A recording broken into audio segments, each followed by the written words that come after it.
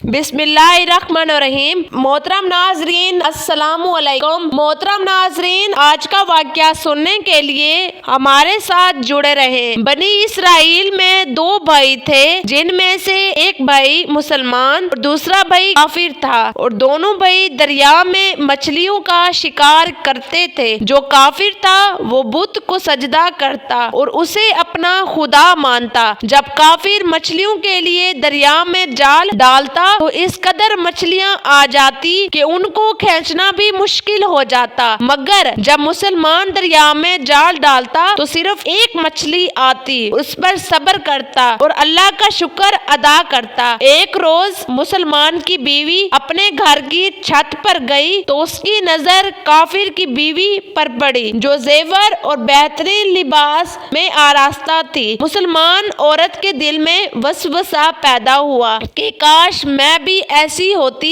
जेवर और अच्छा लिबास पहनती। ये बात काफिर की बीवी ने सुनी तो बोली, तुम अपने शोहर को आमादा करो कि वो मेरे शोहर के खुदा यानी बुत की इबादत किया करे, उसे अपना खुदा माने, ताकि तुम भी मेरी तरह मालदार हो जाओ। मुसलमान की बीवी दुखी होकर नीचे आई और शाम को उसका शोहर घर आया तो अपनी बीवी को अफसुर्दा चेहरा देखकर दरियाफ्त किया कि क्या हुआ है जो इस कदर गमज़दा मालूम होती हो। उसकी बीवी कहने लगी, बस मियाँ, या तो मुझे तलाक दे दो या फिर अपने भाइयों के खुदाओं यानी बुतों की इबादत करो। ये सुनकर उसके शोहर ने कहा, अल्लाह की बंदी, अल्लाह से डरो, ये तुम कैसी बातें कर रही हो? ईमान की दौलत के बाद कुफर की बातें करती हो। बीवी बोली, बस अब मुझसे ज्यादा बातें ना बनाओ, मैं नंगी पूंजी नहीं रह सकती। जबकि दूसरी औरतें जेवरात से सजी होती हैं, खूबसूरत लिबास पहने होती हैं। जब मर्द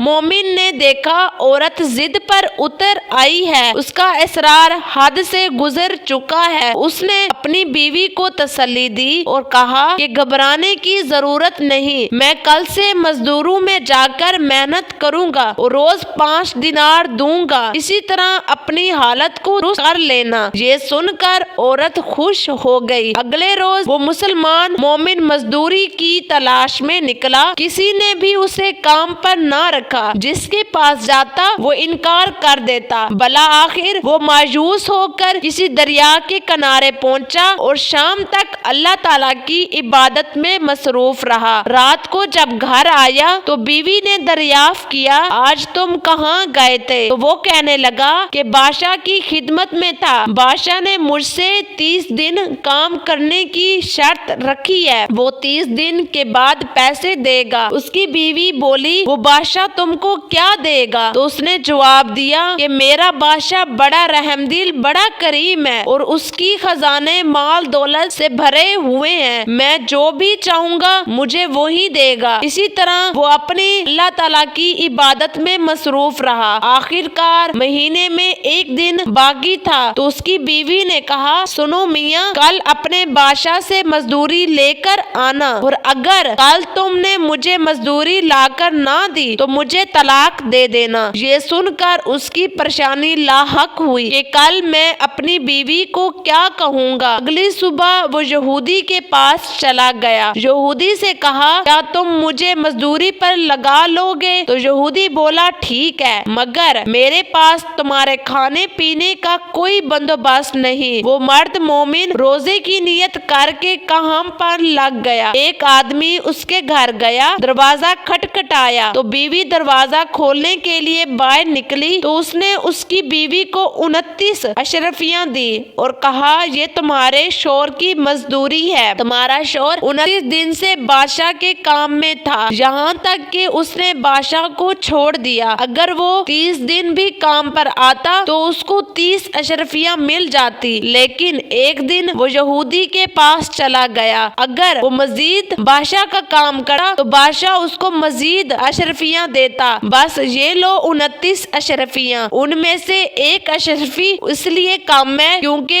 आपका शोहर एक दिन काम पर नहीं आया। औरत को 29 अशरफियां देकर चला जाता है। वो औरत उनमें से एक अशरफी लेकर बाजार गई। जब उसने सुनार को वो अशरफी दी तो उसने 1000 दरहम औरत के حوالے کر دیا۔ جب شام کے وقت شوہر گھر آیا تو بیوی نے اس سے پوچھا کہ آج تم کہاں تھے؟ آدمی بولا میں یہودی کی دکان پر تھا۔ اس کی بیوی نے کہا آخر بادشاہ کی خدمت کے بجائے تم دوسروں کی خدمت کیوں کرتے ہو؟ پھر اپنے شوہر کو اشرفیوں کا واقعہ سنایا، جس کو سن کر مرد مومن کے آنکھوں میں آنسو آ گئے، دل میں اللہ کا شکر ادا کیا۔ بیوی سے کہنے لگا افسوس کہ میں نے بادشاہ دو جہاں کی خدمت کا حق اپنے اوپر لازم نہ کیا۔ اس کے بعد اس نے سب کچھ چھوڑ دیا اور پہاڑوں پر چلا گیا، وہاں جا کر اللہ کی عبادت میں مصروف ہو گیا۔ اسی طرح اس نے اپنی ساری زندگی اللہ تعالیٰ کی عبادت میں گزار دی۔ محترم ناظرین، جو شخص